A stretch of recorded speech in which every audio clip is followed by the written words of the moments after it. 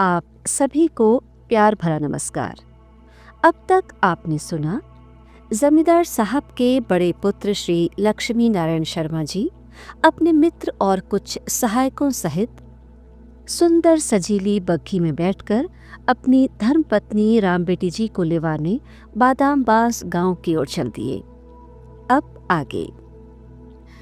बादामबास गांव की हरियाली मानो एक अव्यक्त सुखद घटना की साक्षी बनी पवन के मीठे हिलोरों के साथ झूम झूम सी रही थी। अकबरपुर से संदेशा पहुंच चुका था कि जमींदार साहब के ज्येष्ठ पुत्र आज अपनी पत्नी को लेवाने के लिए बादामबास गांव पहुंच रहे हैं। पिता रेवती राम जी के हृदय और घर में बारात आगमन जैसी उमंग के साथ तैयारियां हो रही हैं। रसोई घर विभिन्न स्वादिष्ट पकवानों की सुगंध से महक रहा है।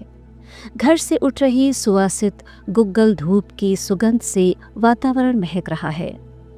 सुबह ही स्वयंभू मंदिर से पूजा कर लौट आई रामबेटी जी कभी घर के कामकाज में हाथ बटा रही हैं तो कभी अपने सामान की तैयारी देख रही हैं। ये सोचकर मन ही मन तरंगित हो रही है। आज बरसों बाद वे घर आएंगे तो क्या होगा। तन मन से दुल्हन सी सजी रामबेटी जी के सभी मनोरथ आज पूर्ण होने वाले हैं। अपने जिस बनाव श्रृंगार के कारण हरियाली तीज के दिन उपहास का पात्र बनने से जो व्यंग बाण उन्होंने सहे थे, आज उन्हीं सजीले वस्त्रों को पहनकर वे सम्मान पूर्वक अपने पति के साथ ससुराल जाएंगी। इसी सुंदर जोड़े में तो कृपालु शिव जी ने उनकी अंतर्नाद की करुण पुकार सुनी थी। इसी सुहाग के सुंदर परिधान में उन्होंने पति के दीर्घायु होने और जल्दी घर लौटाने की प्रार्थना की थी। चाची, बुआ आज सभी इन खुशियों के अनमोल क्षणों में उसके साथ थे, उसे सजा संवार रहे थे। दोनों प्रिय सखियों को कहलवा तो दिया था, बस आने ही वाली होंगी। महावर लगे पैरों में पायल बिछिया पहने, मेहंदी लगे सुंदर गोरे हाथों में रंग बिरंगी खनकती चूड़ियों को देखकर वे इस सोच में थी कि बरसों बाद आज जब वे अपने वैरागी पति से मिलेंगी तो कैसे सुखद क्षण होंगे वे। तभी सुभद्रा और श्रीदेवी भी आ पहुंचे। अपने चहक भरे चुटीले अंदाज में सारे घर के साज सामान और अपनी प्रिय सखी के श्रृंगार की जिम्मेदारी जैसे खुद ही अपने हाथों में ले ली। सुंदर सजीले फूल मालाओं और बंधनवार से सजीले घर में अब बहुप्रतीक्षित के आगमन की प्रतीक्षा थी। दोनों सखियां और छोटी बहन कपूरी देवी व्यग्रता से बार बार बाहर जाती, मार्ग को देखती, फिर वापस आ जाती। सहसा कुछ समय के बाद ही घर के बाहर बग्घी रुकी। हाथों में पुष्प और मालाएं लिए सखियां और छोटी बहन कपूरी खिलखिलाते हुए हाथों में पूजा का थाल, फूल मालाएं लिए बाहर पहुंची। पिताजी, चाचा जी उन्हें प्रेम पूर्वक बग्घी से उतारकर गृह द्वार तक ले आए। स्वागत टीका लगा, आरती उतारी गई, पुष्प मालाओं से वंदनीय अभिनंदन हुआ।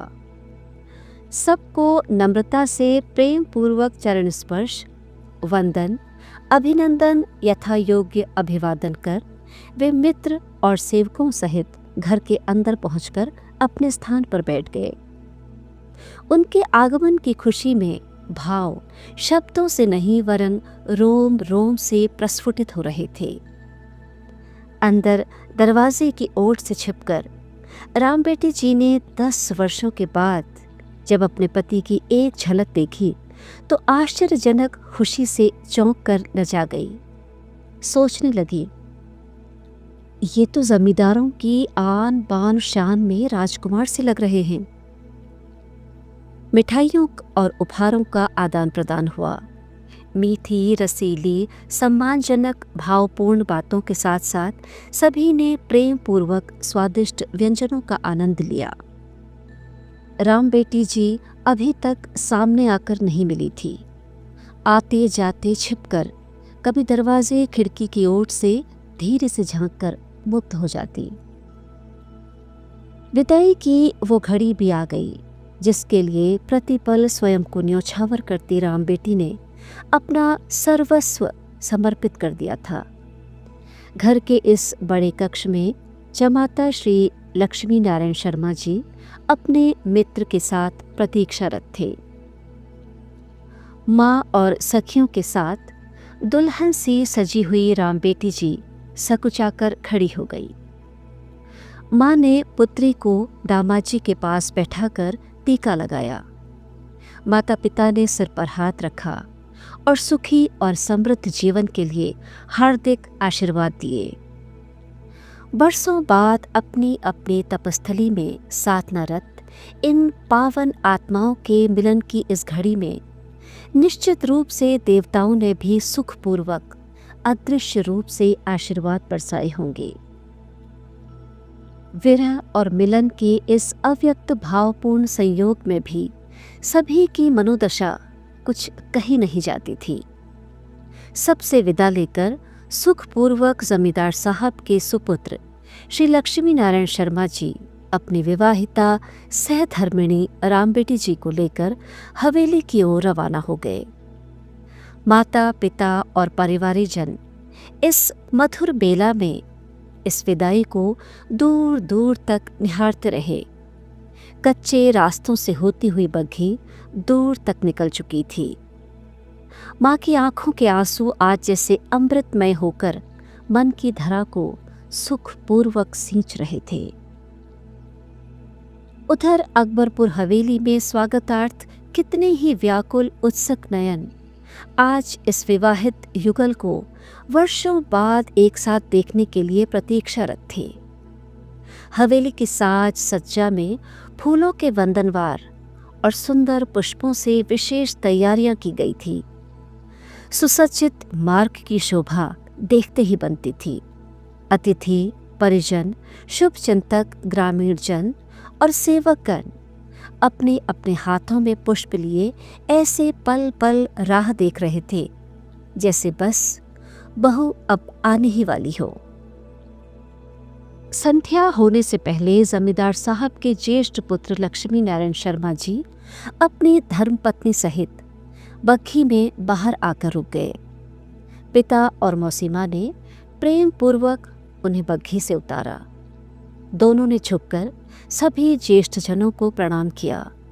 किसी ने टीका लगाया तो किसी ने आरती की, कोई न्योछावर कर रहा था तो कहीं स्नेही जनों के हाथों से पुष्प पंखुड़ियों की वर्षा हो रही थी।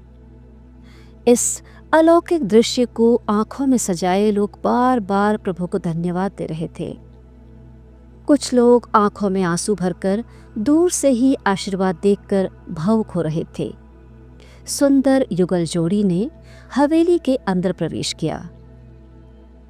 पिता पंडित दुर्गा प्रसाद शर्मा आज गर्व से फूले नहीं समा रहे थे तो मौसी माँ भी इस सारे परिदृश्य से आश्चर्यचकित होकर किसी गहरे सोच में थी।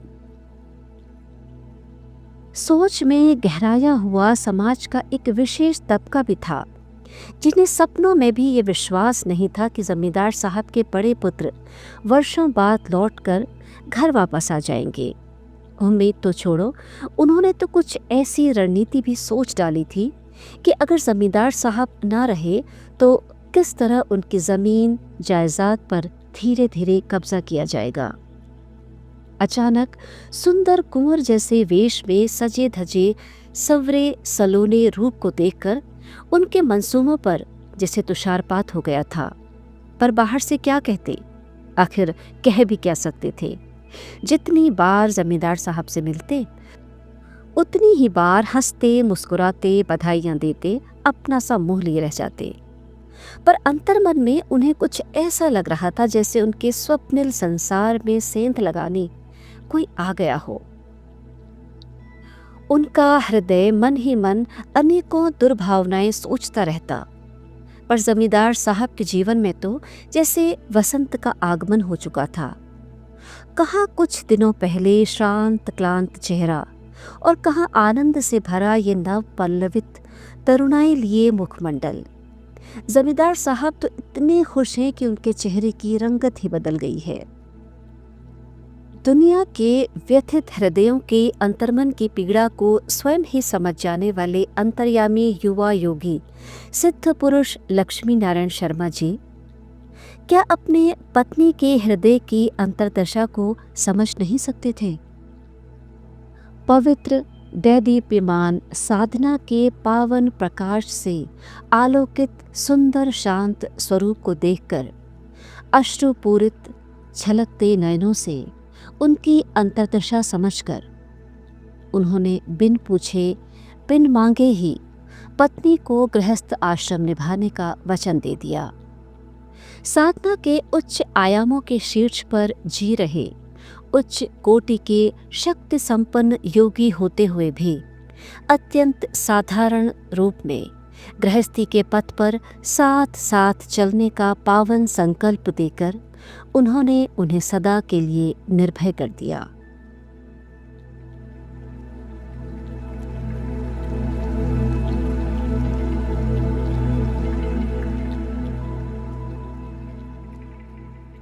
महाप्रभु महाराज जी श्री नीम करौरी बाबा पावन कथामृत। आज का प्रसंग यहीं तक।